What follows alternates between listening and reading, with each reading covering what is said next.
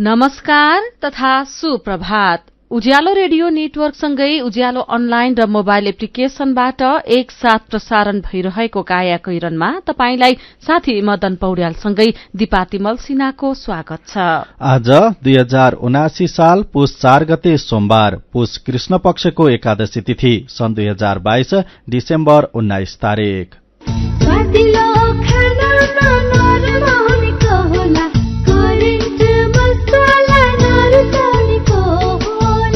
काया कैरनको साथमा करेन्ट मसला र करेन्ट चिया, स्वादको झट्का। काया कैरन शुरू गरौं मुख्य खबरका शीर्षकहरूबाट। नयाँ सरकार गठनका लागि आह्वान, सत्ता गठबन्धनबाट सरकार निर्माण पेचिलो बन्दै आफ्नै नेतृत्वमा सरकार बनाउने कांग्रेसको निर्णय। प्रधानमन्त्रीका लागि माओवादीका 3 विकल्प, निकास दिन नसके आफू पनि तयार रहेको एमालेको भनाई। प्रतिनिधि सभाका नवनिर्वाचित 275 सांसदले शपथ लिएकै दिनदेखि राज्यबाट सुविधा पाउने, राजनीतिक नेतृत्वमा पुग्न महिलालाई कठिनाई। आयल निगमले इन्धनमा ढुवानी भाडा बढायो, वार्षिक 44 करोड़ रूपैयाँ व्यवहार थपिने। अफगानिस्तानको राजधानी काबुल नजिक इन्धन बोकेको ट्याङ्कर विस्फोट, 19 जनाको ज्यान गयो, 32 जना घाइते। र फ्रान्सलाई पेनाल्टी सुटआउटमा हराउँदै अर्जेन्टिनाले जित्यो विश्वकपको उपाधि। सर्वोत्कृष्ट खेलाड़ी मेस्सीलाई गोल्डेन बल, एम्बाप्पेले जिते गोल्डेन बुट। सिमेन्ट जगतमै पहिलो पटक सर्वाधिक उपहार स्क्र्याच कार्ड मार्फत स्योर शटमा 5 करोड़ नगददेखि सुनको सिक्रीसम्म। मासिक र मेगा लकी ड्रमा 5 किलो सुन, 16 किलो चाँदी, हिराको औँठीहरू, थाइल्याण्ड भ्रमण तथा हेली टुर।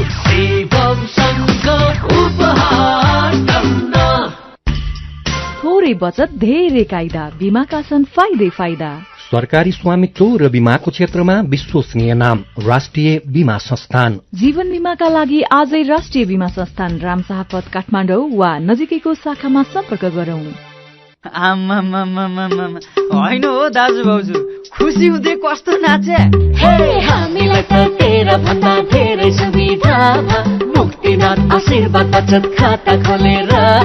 होइन के छ र यसमा त्यस्तो खुसी भइरा?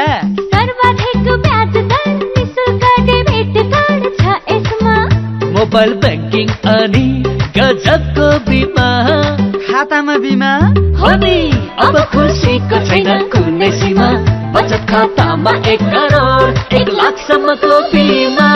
हो हजुर, अब मुक्तिनाथ आशीर्वाद बचत खातामा पाउनुहोस् 1 करोड़ 1 लाखसम्मको बिमा, साथै आकर्षक ब्याज दरसँगै निशुल्क भिजा डेबिट कार्ड, निशुल्क मोबाइल ब्याङ्किङ अनि 13 अन्य ब्याङ्किङ सुविधाहरूमा छुट। अब खुसीको छैन कुनै सीमा। बचत खातामा 1 करोड़ 1 लाखसम्मको बिमा। मुक्तिनाथ विकास ब्याङ्क, जनता ब्याङ्कमा होइन, ब्याङ्क जनतामा जानु पर्दछ। इन्जिनियरिङ अध्ययनको अर्को नाम United technical college Bharatpur Chitwan. Pokhara विश्वविद्यालयबाट सम्बन्धन प्राप्त, ISO 9001-2015 सर्टिफाइड, दक्ष तथा अनुभवी प्राध्यापकद्वारा अध्यापन गराइने, हरेक वर्ष सर्वोत्कृष्ट नतिजा ल्याउन सफल, स्नातकोत्तर तह समेत अध्यापन हुने विशुद्ध engineering college united technical college चितवनमा BE सिभिल, कम्प्युटर र इलेक्ट्रिकल एन्ड इलेक्ट्रोनिक्स विषयमा केही सिट खाली रहेकाले इच्छुक विद्यार्थीले समयमै सम्पर्क गर्नुहोला। सम्पर्क United technical college Bharatpur Chitwan. Phone number 056 593 931, mobile number 98 550 50 859, 98 550 50 860। काया कैरनमा अब खबरको सिलसिला। राष्ट्रपति विद्यादेवी भण्डारीले 7 दिनको समय सीमा तोकेर हिजो सरकार गठनका लागि दावी पेश गर्न आह्वान गर्नुभएको छ। तर गठबन्धन हुँदा प्राय प्याकेजमै पावर शेयरिङ हुने भएकाले प्रधानमन्त्रीमा मात्र होइन, दलहरूको नजर राष्ट्रपतिमा पनि रहेको छ। प्रधानमन्त्री र सभामुख प्रतिनिधि सभाको बहुमतबाट चुनिन्छन्, तर राष्ट्रपति चयनमा भने राष्ट्रिय सभा र प्रदेशसभा सदस्यहरूको पनि मताधिकार हुन्छ। 5 वर्षको पदावधि हुने र आफैमा शक्ति केन्द्र भएकाले पनि राष्ट्रपतिमा दलहरूको चासो रहेको छ। संघीय सरकार गठनका लागि प्रतिनिधि सभाको बहुमतले मात्रै पुगे पनि राष्ट्रपति हात पार्न राष्ट्रिय सभा र प्रदेश सभाको अंक गणित निर्णायक हुने भएकाले प्रमुख दलहरू सुविधाजनक गठबन्धनको समीकरण हेर्दैछन्। अहिलेको सत्ता गठबन्धन कायम रहने वा नरहने तय भएसँगै भावी राष्ट्रपति चयनको समीकरण प्रभावित हुने अंक गणित रहेको छ। पूर्व राष्ट्रपति डाक्टर रामवरण यादवका तत्कालीन प्रेस सल्लाहकार राजेन्द्र दाहाल भन्नुहुन्छ, सेरोमोनियल भनिएको पद परिस्थिति बस पावरफुल देखिएपछि राष्ट्रपतिका लागि दलहरूमा अतिरिक्त चासो हुन थालेको छ। यस्तै 5 दलीय गठबन्धनभित्र केन्द्रमा गडबड भए त्यसको असर 7 प्रदेशको सरकार निर्माणमा देखिनेछ। गठबन्धनबाट माओवादी र एकीकृत समाजवादी बाहिरिएको अवस्थामा एमाले सहित वाम गठबन्धनले 4 प्रदेशमा, कम्युनिष्ट पार्टीको मात्रै 2 प्रदेशमा चुनावी तालमेलमा रहेका दलहरूको सहयोगमा सहजै बहुमतीय सरकार बनाउन सक्ने अंक गणित छ। मध्य प्रदेशमा पनि वाम नेतृत्व वा उसको पहलमा मात्र सरकार बन्न सक्ने अवस्था छ। अहिलेको अवस्थामा सत्तारूढ़ गठबन्धनसँग 4 प्रदेशमा मात्र बहुमतीय सरकार गठन गर्न सक्ने सीट संख्या छ। बागमती, गण्डकी, कर्णाली र सुदूरपश्चिममा बाहेक बाँकी प्रदेशमा गठबन्धनले कम्तीमा 1 वा 1 भन्दा बढ़ी दलसँग तालमेल गरेर मात्रै सरकार गठन गर्न सक्ने अंक गणित देखिएको छ। प्रदेश 1, मध्य प्रदेश र लुम्बिनी प्रदेशमा अन्य दलसँगको तालमेल बिना सत्तारूढ़ गठबन्धनले सरकार बनाउन असम्भव छ। राष्ट्रपति विद्यादेवी भण्डारीले प्रधानमन्त्री चयनका लागि 7 दिनको समय सीमा राखेर राजनैतिक दलहरूलाई दावी पेश गर्न हिजो आह्वान गरेसँगै कांग्रेस सभापति शेरबहादुर देउबा र माओवादी केन्द्रका अध्यक्ष पुष्पकमल दाहाल प्रचण्डबीच रस्साकस्सी शुरू भएको छ। दुवै नेताले पहिला आफै प्रधानमन्त्री हुन दावी गरेपछि सहमति जुटाउन गठबन्धनमै सकस उत्पन्न भएको हो। कांग्रेस केन्द्रीय कार्य सम्पादन समिति बैठकले हिजो आफ्नै पार्टीको नेतृत्वमा सरकार गठनका लागि पहल गर्ने संस्थागत निर्णय लिएको छ। संसदको ठूलो दलको हैसियतले आफैले नेतृत्व लिँदा प्राकृतिक हुने कांग्रेसको तर्क छ। कांग्रेसलाई सरकार निर्माणका लागि सत्ता गठबन्धनमा रहेका माओवादी केन्द्रको 32, एकीकृत समाजवादीको 10, लोकतान्त्रिक समाजवादीको 4 र राष्ट्रिय जनमोर्चाको 1 सीटले मात्र पुग्दैन। कांग्रेसको 89 सहित सत्ता गठबन्धनमा 136 सीट छ। सत्ता गठबन्धनलाई बहुमतका लागि थप 2 सीट अपुग्छ। त्यसका लागि देउबाले 6 सीट रहेको जनमत पार्टी र 4 सीट रहेको नागरिक उन्मुक्ति पार्टीलाई सरकारमा सहभागी गराउन फकाइरहनु भएको छ। अर्कातिर माओवादीले पनि संसदीय दलको नेता चयन गरेपछि राज्य शक्तिको पद बाँडफाँडका विषयमा संस्थागत धारणा राख्ने जनाएको छ। देउबासँग असन्तुष्ट कांग्रेसकै कतिपय नेता प्रचण्डलाई प्रधानमन्त्री दिनुपर्ने पक्षमा रहेका छन्। कांग्रेसको केन्द्रीय कार्य सम्पादन समिति बैठकले दलको नेता चयनका लागि सह महामन्त्री भीष्मराज आङदाम्बे, संयोजक र केन्द्रीय सदस्यहरू पुष्पा भूषाल तथा प्रकाश रसाइली स्नेही सदस्य रहेको निर्वाचन समिति गठन गरेको छ। दलको नेताको चुनाव भोलि गर्ने कि पर्सि भन्नेमा आज बिहान मात्रै तय हुने समितिले जनाएको छ। यसैबीच माओवादीका अध्यक्ष पुष्पकमल दाहाल प्रचण्डले गठबन्धनका सम्भावित विकल्प खुल्ला राख्दै पहिलो चरणमै आफ्नो नेतृत्वमा सरकार बनाउने रणनीति अघि सार्नु भएको छ। 5 दलीय गठबन्धनकै बलमा प्रधानमन्त्री बन्ने प्रचण्डको पहिलो विकल्प छ। त्यसका लागि कांग्रेस तयार नभए एमाले सहितका दलहरूसँग मिलेर सरकार बनाउने दोस्रो विकल्प छ। माओवादी नेताहरूका अनुसार प्रचण्ड राष्ट्रपति, उपराष्ट्रपति, प्रधानमन्त्री, सभामुख, उपसभामुख र मुख्यमन्त्रीहरूको भागभण्डा प्याकेजमै गर्नुपर्ने पक्षमा हुनुहुन्छ। राष्ट्रपति र सभामुख कांग्रेसलाई दिएर भए पनि प्रधानमन्त्री लिने उहाँको रणनीति छ। साना दल मिलाएर कांग्रेसले सरकार बनाए राष्ट्रपति र प्रदेश सरकार बनाउन विकल्प खोज्ने प्रचण्डको रणनीति छ। 5 दलीय गठबन्धनकै बलमा प्रधानमन्त्री बन्ने, यसका लागि कांग्रेस तयार नभए एमाले सहितका दलहरूसँग मिलेर सरकार बनाउने, कांग्रेस एमाले मिल्न नदिने, मिलिहाले प्रमुख प्रतिपक्षीको भूमिकामा बस्ने प्रचण्डका 3 विकल्प रहेका छन्। यसैबीच नेकपा एमालेका नेताहरूले गठबन्धनले निकास दिन नसके आफ्नो पार्टी तयार रहेको बताउँदै आएका छन्। भारतीय विदेश मन्त्री डाक्टर एस जयशंकरले नेपालमा चीनको उपस्थिति रहेको यथार्थ आत्मसात गर्दै भारतले नेपालसँगको सम्बन्ध थप सुदृढ बनाउने बताउनु भएको छ। अन्तर्राष्ट्रिय सम्बन्धबारे अध्ययनरत विद्यार्थीको समूहलाई भारतीय जनता पार्टी मुख्यालयमा शनिबार सम्बोधन गर्दै उहाँले टीका टिप्पणी गरेर नेपालमा चीनको प्रभाव नघट्ने बताउनु भएको हो। चीनको उपस्थिति नेपालमा मात्र नभएर विश्वव्यापी रूपमा बढ़ेको भन्दै जयशंकरले परिस्थिति सामना गर्दै भारतले नेपालसँग सम्बन्ध थप सुदृढ बनाउने बताउनुभयो। नेपालको पछिल्लो चुनावी परिणामपछि सम्भावित राजनीतिक अस्थिरता हुनेतर्फ भारतको चासो देखिएको छ। 5 वर्षमा प्रमुख 3 ठूला दलसँग बढ़ी संवादमा संलग्न भएको भारत पछिल्लो परिणामसँगै नेपालका साना पार्टीहरूसँग उत्तिकै संवाद गर्नुपर्नेमा पुगेको छ। सबै राष्ट्रिय दलहरूसँग संवादमा रहने र नयाँ सरकारसँग सहकार्य गर्ने भारतको प्राथमिकता छ।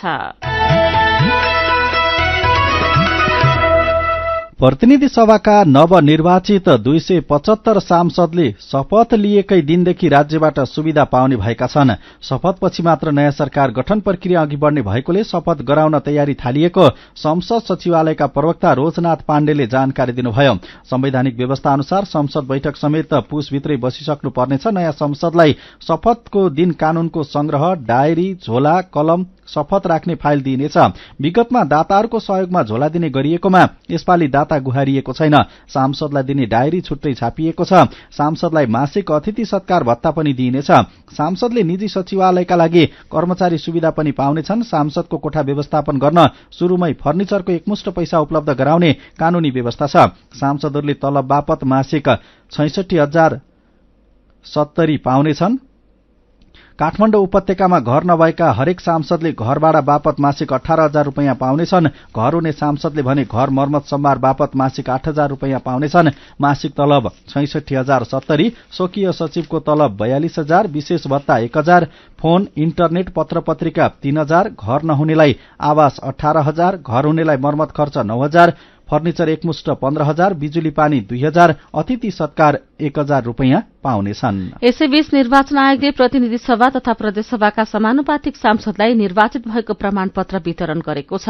प्रतिनिधि सभाका 110 र प्रदेशसभाका 220 सांसदले हिजो बहादुर भवनमा रहेको आयोगको प्रांगणमा आयोजित समारोहमा समानुपातिक तर्फका मुख्य निर्वाचन अधिकृत एवं आयोगका सचिव गोकर्णमणि दुवाडीको हातबाट प्रमाणपत्र लिएका हुन्।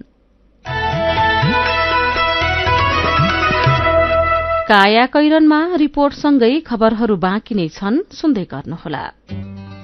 भिजिट भिसामा विदेश जाने अनि विदेश पुगेपछि उतै काम गर्न खोज्ने हजारौं नेपाली त्यहाँ अनेक समस्यामा परेको खबर तपाई हामी दिनदिनै सुन्छौं, पढ्छौं। भिजिट भिसा भनेको विदेश घुम्न जाने भिसा हो। यदि विदेशमा काम गर्न जाने हो भने नेपाल सरकारबाट अनिवार्य श्रम स्वीकृति लिनुपर्छ। श्रम स्वीकृति नलि विदेश गएर काम गर्दा विदेशमा समस्या परे सरकारको सहयोग त पाइन्न नै, क्षतिपूर्ति, न्याय, उद्धार, बीमा जस्ता सेवा र सुविधा पनि पाइँदैन। एकपल्ट श्रम स्वीकृति लिएर विदेश गएपछि नवीकरण अचेल विदेशबाट पनि गर्न सकिन्छ। काम गर्ने उद्देश्यले विदेश जाँदा सिप सिकेर जाने देश कुन हो, गर्ने काम के हो, पाउने तलब कति हो भन्ने बुझेर मात्रै जानुपर्छ। सम्झौं र बुझौं, काम गर्न विदेश जाँदा भिजिट भिसामा होइन, श्रम स्वीकृति लिएर मात्र जाउँ। सार्वजनिक हितका लागि सामीद्वारा जारी सन्देश। सामी नेपाल सरकार र स्विस सरकार विकास सहयोग एसटीसी को संयुक्त पहलमा सञ्चालित कार्यक्रम हो। यो कार्यक्रम श्रम, रोजगार तथा सामाजिक सुरक्षा मन्त्रालय र 156 स्थानीय सरकारको नेतृत्व तथा हेल्भेटास नेपालको प्राविधिक सहयोगमा सञ्चालित छ।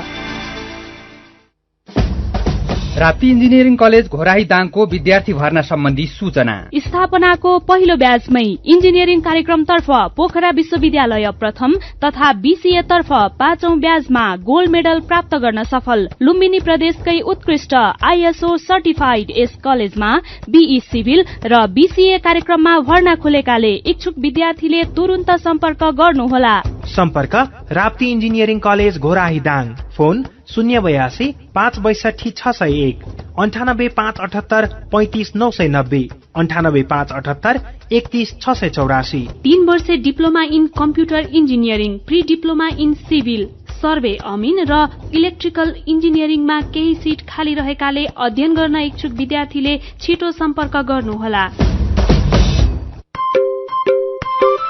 सुरक्षित र समृद्ध होस् जिन्दगीको सेरोफेरो, भोलिको लागि सोच्नु पर्ने कर्तव्य हो तिम्रो मेरो। ढुक्क हुन भोलिलाई बिमा गरौ है, नेशनल लाइफ इन्सुरेन्समा बिमा गरौ है। विगत 35 वर्षदेखि सञ्चालनरत नेपालकै पहिलो अग्रणी जीवन बीमा company national life insurance company, Lazimpat, Kathmandu.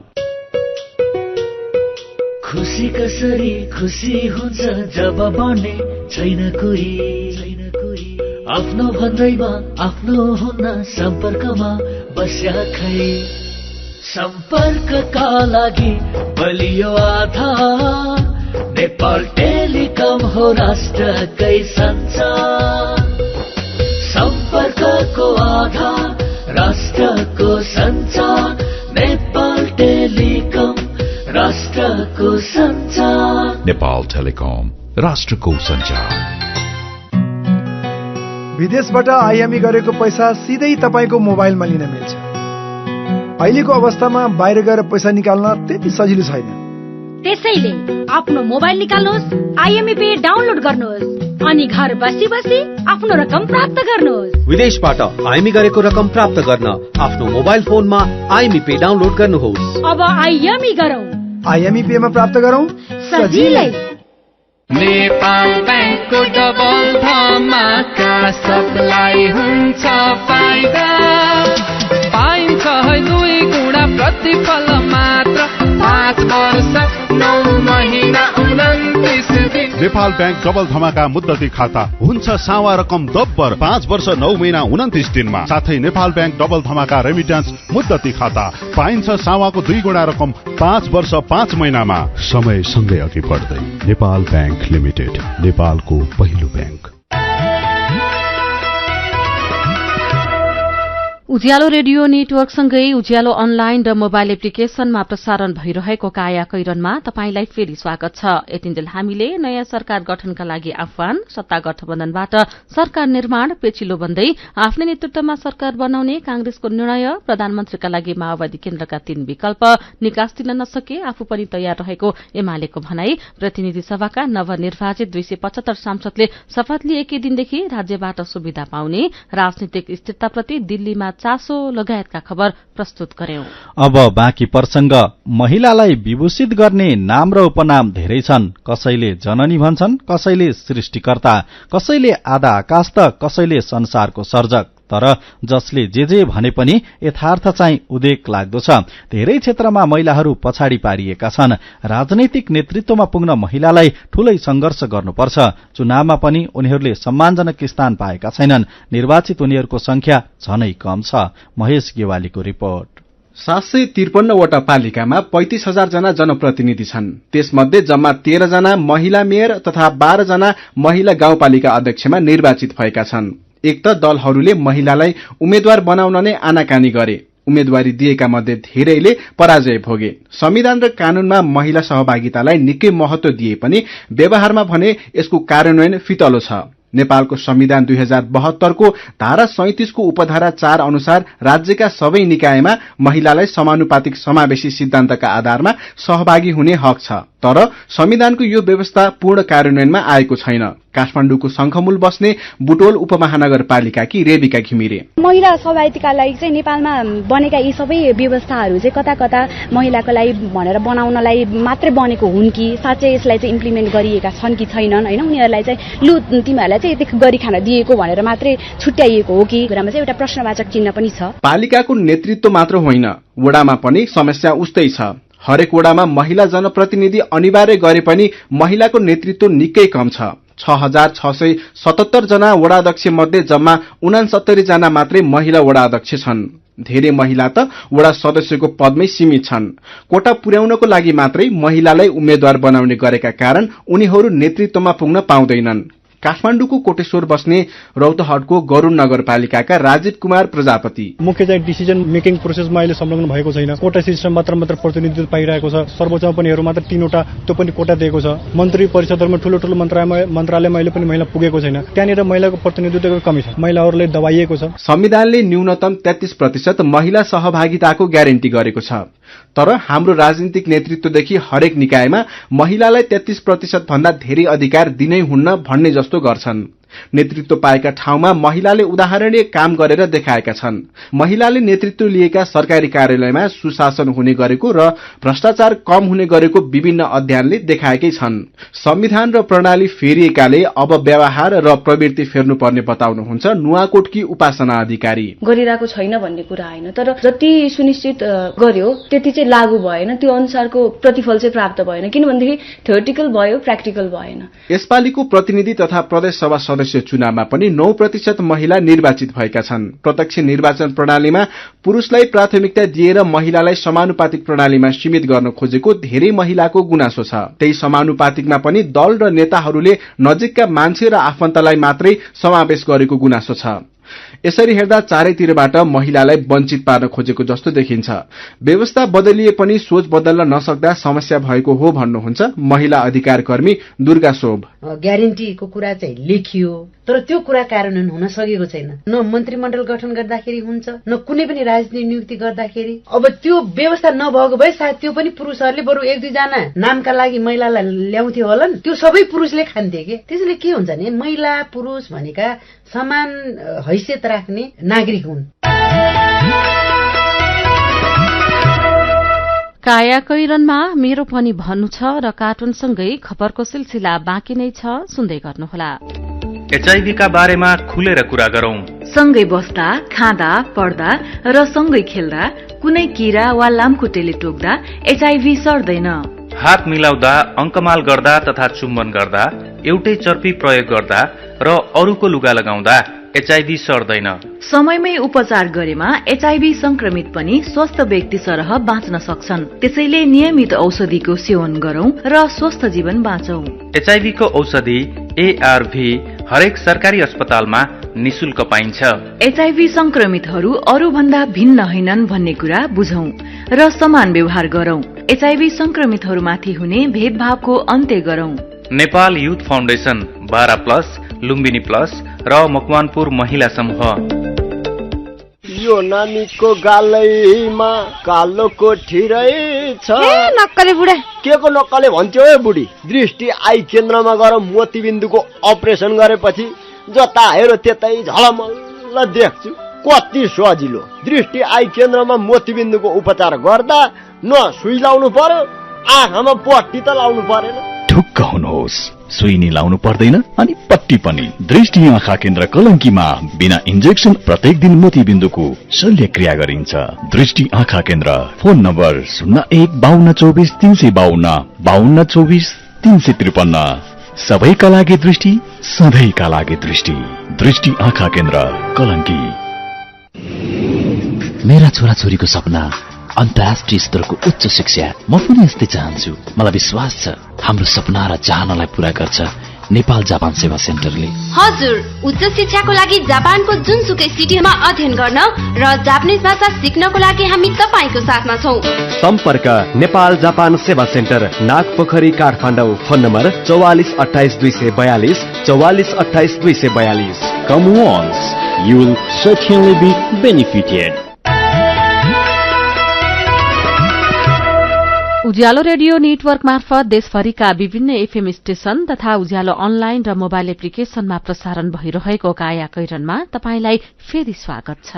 अब बाँकी खबर। नेपाल आयल निगमले 2 वर्षदेखि बेहोर्दै आएको चरम नोक्सानीलाई पूर्ण रूपले व्यवस्था गर्दै वार्षिक 44 करोड़ व्ययभार थपिने गरी इन्धन ढुवानी गर्ने ट्याङ्करको भाडा दर वृद्धि गर्ने निर्णय गरेको छ। निगमले झण्डै 10% सम्म भाडा दर वृद्धि गरेको छ। निगमले इण्डियन आयल कर्पोरेशन आईओसी को विभिन्न बरौनी, सिलगुड़ी, बेतालपुर, गोण्डा, मुगलसराई, लखनऊ र बन्थरा डिपोबाट आयल निगमका विभिन्न डिपोसम्म र नेपालभित्रै निगमको एउटा डिपोदेखि अर्को डिपोसम्म इन्धन ओसार्ने ट्याङ्करको ढुवानीमा नयाँ भाडादर लागू गरेको हो। पुस 2 गतेदेखि सबै ट्याङ्करलाई वृद्धि भएको नयाँ भाडादर अनुसार भुक्तानी दिन निगम केन्द्रीय कार्यालयले सबै डिपो र शाखा कार्यालयलाई परिपत्र समेत गरिसकेको छ। गएको आर्थिक वर्ष 2078-79 मा निगमले ढुवानी भाडा बापत 5 अर्ब 86 करोड़ भुक्तानी गरेको थियो। चालू आर्थिक वर्षमा यस्तो खर्च 6 अर्ब नाग्ने देखिन्छ। मेरो पनि भन्नु छ। गुल्मीमा 20 वर्षकी विपना महतले चिया बेच्दै पढ्दै गरेर महिनाको 90,000 रुपियाँसम्म कमाई गरेको खबर उज्यालो अनलाइनमा पढेर शिव पौडेल लेख्नुहुन्छ। सकारात्मक सोच राखेर राम्रोसँग काम गर्ने हो भने सफल भइन्छ भन्ने गतिलो उदाहरण हो। खुशी लाग्यो, सलाम छ मेहनती हातलाई। यही खबरमा विक्रम राज खाँड ठकुरीको प्रतिक्रिया छ। चिया मात्रै बेचेर महिनाको 90,000 कमाउनु भनेको त सानो कुरा होइन। काम गर्दै अनि पढ्दै गरेर आफूलाई पुग्ने खर्च मात्र जुटाउनु पनि धेरै राम्रो हो। पालिकाका प्रमुख प्रशासकीय अधिकृतले विदा बस्दा मन्त्रालयको स्वीकृति लिनुपर्ने खबरमा मनोज मण्डल लेख्नुहुन्छ। कार्यान्वयन गराउन सके अनुशासित बनाउन सकिने रहेछ।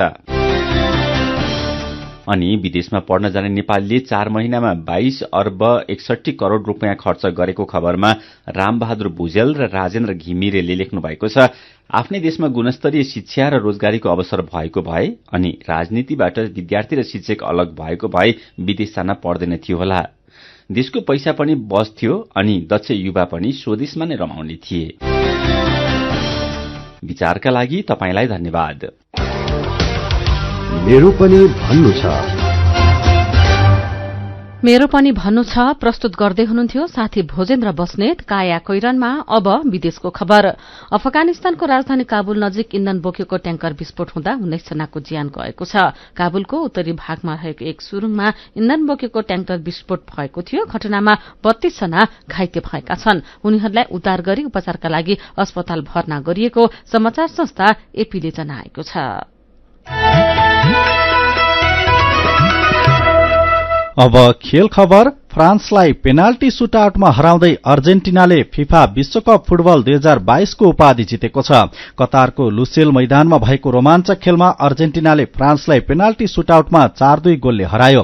निर्धारित 90 मिनेटमा 2-2 गोलको बराबरी भएपछि खेल अतिरिक्त समयमा पुगेको थियो। अतिरिक्त समयमा 3-3 गोलको बराबरी भएपछि खेल पेनाल्टी सुटआउटमा पुगेको हो। पेनाल्टी सुटआउटमा अर्जेन्टिनाका लागि कप्तान लियोनल मेस्सी, पाउलो डेबेला, लियोनार्डो पेरेरेस र गोन्जालो मोर्टालेले गोल गरे। फ्रान्सका लागि केलियन एम्बाप्पे र कोलोमुनीले मात्र गोल गर्न सके। किङ्सली कोमन र चोमेनीले गोल गर्न सकेनन्। यसअघि अर्जेन्टिनाका लागि लियोनल मेस्सीले 2 र एन्जल डी मारियाले 1 गोल गरे। फ्रान्सका लागि केलियन एम्बाप्पेले ह्याट्रिक गोल गरे। अर्जेन्टिनाले 36 वर्षपछि विश्वकप फुटबलको उपाधि जितेको छ। यसअघि सन् 1986 मा अर्जेन्टिनाले विश्वकप जितेको थियो। त्यसअघि सन् 1978 मा उपाधि जितेको थियो। फ्रान्स भने यसअघि सन् 1998 र 2018 मा विजेता बनेको थियो। गैराती भएको फाइनल खेलमा ह्याट्रिक गरेका एम्बाप्पेले सन् 1966 को रेकर्ड तोडेका छन्। यसअघि सन् 1966 मा इंग्ल्याण्डका जियाफ हर्ट्सले ह्याट्रिक गरेका थिए। 4 वर्षअघि रुसमा भएको विश्वकप फुटबल प्रतियोगिताको विजेता फ्रान्सलाई अर्जेन्टिनाले उपाधि दोहोर्याउनबाट रोकेको छ। अर्जेन्टिनाका कप्तान लियोनल मेस्सी प्रतियोगिताको सर्वोत्कृष्ट खेलाड़ी बन्दै गोल्डन बल जितेका छन्। कप्तान मेस्सीले पहिलो पटक विश्वकप जित्ने क्रममा प्रतियोगिता अवधिभर उत्कृष्ट प्रदर्शन गरे। अर्जेन्टिनाको वादयात्रामा 7 गोल र 3 असिस्ट गरेका मेस्सीले गोल्डन बल पाएका हुन्। फाइनलमा उनले 2 गोल गरे। मेस्सी विश्वकपमा सर्वाधिक खेल खेल्ने खेलाड़ी पनि बनेका छन्।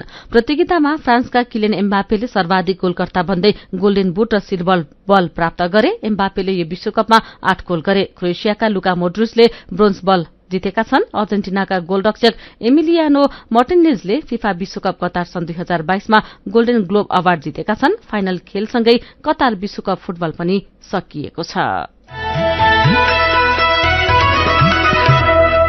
अब केही खबर संक्षेपमा। 2 दशकदेखि अलैँची खेती गरिरहेका ताप्लेजुङको फुङलिङ नगरपालिका 6 का भीमबहादुर गुरूङलाई असोज कार्तिकमा मजदूर खोज्ने संकट हुन्छ। अलैँची बगानमा सरसफाई गरेर फसल टिप्ने त्यो सिजनमा उनलाई कम्तीमा 200 देखि 250 जनशक्ति आवश्यक पर्छ। यति बेला बगान पन्छाउने, अलैँचीको थुङ्गा टिप्ने, छोडाउने र भट्टी लगाएर सुकाउनु पर्छ। तर मजदूरी जनशक्ति बन्दोबस्तीका लागि गाउँ ठाउँ चाहर्नुपर्छ। सदरमुकाममा डेरा गरेर बस्नेलाई अनुकूल हुने गरी बिहान, दिउँसो वा बेलुका छोडाउनका लागि प्रयोग गरिन्छ। यति गरेर पनि बाली भित्राउन हम्मे पर्छ। यो अलैँचीको घट्दो मूल्यले निम्ताएको समस्या हो। 9 वर्षअघि हरेक मजदूरलाई दैनिक 1000 रुपियाँ जाला दिने अलैँची उत्पादकलाई अहिले 500 रुपियाँ बिहोर्न पनि हम्मे परेको छ। कान्तिपुर दैनिकले खबर छापेको छ। मुगुका बाढ़ी पहिरो पीड़ित पुनर्स्थापनाको पर्खाइमा रहेका छन्। दशैं ताका आएको बाढ़ी पहिरोबाट 408 परिवारका 5282 जना विस्थापित भएका थिए। उनीहरूको थातबासको प्रबन्ध हुन सकेको छैन। खाद्य संकट टार्ने योजना पनि बनेको छैन। छायानाथ रारा तेह्रका वडा अध्यक्ष वीरबहादुर खड्काका अनुसार मुगु सदरमुकाम गमगढ़ीदेखि पारीपट्टेको गाउँमा 157 परिवार मध्ये त्यसबेलाको पहिरोमा परेर 22 दलित र 2 क्षेत्री परिवारको घर बगेको थियो। 64 घरधुरीमा बस्नै नमिल्ने गरी क्षति पुगेको थियो। अधिकतम तापक्रम वर्षको आधा समय 0 डिग्री भन्दा कम हुन्छ। ठाउँ हो लोबुचे हिमाल र खुम्बु हिमनदी बीचको स्टील, एल्युमिनियम र सिसाबाट निर्मित संरचना हुँदै हावाको झोका निरन्तर बहिरहन्छ। छिनछिनमा मौसम फेरिन्छ। घरि कालो बादल देखिन्छ, घरि वर्षा हुन्छ, कुनै बेला पूर्व संकेत बिनै हिउँ पर्छ। सन् 2015 को भूकम्प तथा त्यसपछि सगरमाथा आधार शिविरलाई बगाउने गरी आएको हिम पहिरोमा पनि ठिङ्ग उभिएको छ पिरामिड इन्टरनेशनल ल्याब। यो उच्च भूभागको अर्धस्थायी विश्वको पहिलो अनुसन्धान केन्द्र हो। हिमाली वातावरण, वायुमण्डलीय प्रदूषण, शरीर विज्ञान, भूगर्भ र जैविक विविधताको बारेमा अध्ययन गर्न अन्तर्राष्ट्रिय समुदायका लागि यो प्रयोगशाला एउटा विशिष्ट वैज्ञानिक स्रोत हो। तर सन् 2015 यता यो ल्याब बन्द रहेको छ। हिमाली वातावरण, जलवायु र जनजीवनमा असरमाथि अध्ययन गर्ने प्रयोगशाला सञ्चालनको अनिश्चितता भएको छ। वातावरण विभागले प्रदूषण जाँच पास नभएका गाड़ीका चालकलाई कारवाही गर्न थालेको छ। काया कैरनमा अब पालो उखानको। डोको बिसायो, भारी गुमायो। उखानसँगै हामी काया कैरनको अन्त्यमा आइपुगेका छौं। आजका मुख्य खबर फेरि एकपटक। नयाँ सरकार गठनका लागि आह्वान, सत्ता गठबन्धनबाट सरकार निर्माण पेचिलो बन्दै आफ्नै नेतृत्वमा सरकार बनाउने कांग्रेसको निर्णय, प्रधानमन्त्रीका लागि माओवादीका 3 विकल्प, निकास दिन नसके आफू पनि तयार रहेको एमालेको भनाई। प्रतिनिधि सभाका नवनिर्वाचित 275 सांसदले शपथ लिएकै दिनदेखि राज्यबाट सुविधा पाउने, राजनीतिक नेतृत्वमा पुग्न महिलालाई कठिनाई। आयल निगमले इन्धनमा ढुवानी भाडा बढायो, वार्षिक 44 करोड़ रुपैयाँ व्ययभार थपिने। अफगानिस्तानको राजधानी काबुल नजिक इन्धन बोकेको ट्याङ्कर विस्फोट, 19 जनाको ज्यान गयो, 32 जना घाइते। र फ्रान्सलाई पेनाल्टी सुटआउटमा हराउँदै अर्जेन्टिनाले जित्यो विश्वकपको उपाधि। सर्वोत्कृष्ट खेलाड़ी मेस्सीलाई गोल्डेन बल, एम्बाप्पेले जिते गोल्डेन बुट। र अन्त्यमा आजको कार्टुन। आज हामीले चसक्क शीर्षकमा महेश बस्ताकोटीले बनाउनु भएको कार्टुन लिएका छौं। राष्ट्रपति पदमा दलहरूको चासो बढ्दै गएको छ। आफै राष्ट्रपति बन्ने होडबाजी नै शुरू भएको छ। कार्टुन यही विषयसँग सम्बन्धित छ। कार्टुनमा राष्ट्रपतिका लागि व्यक्तिको खोजी भइरहेको छ। त्यहाँ एकजना ठूलो भुँडी भएका एक नेता दूरबीन लगाएर राष्ट्रपतिको खोजी गर्दै हिँडिरहेका छन्। अनि दूरबीनको अगाडि आफ्नै फोटो झुण्डाएका उनी भन्दैछन्, भित्र बाहिर जताततै खोज्दा पनि मै मात्र पो देखिन्छु त।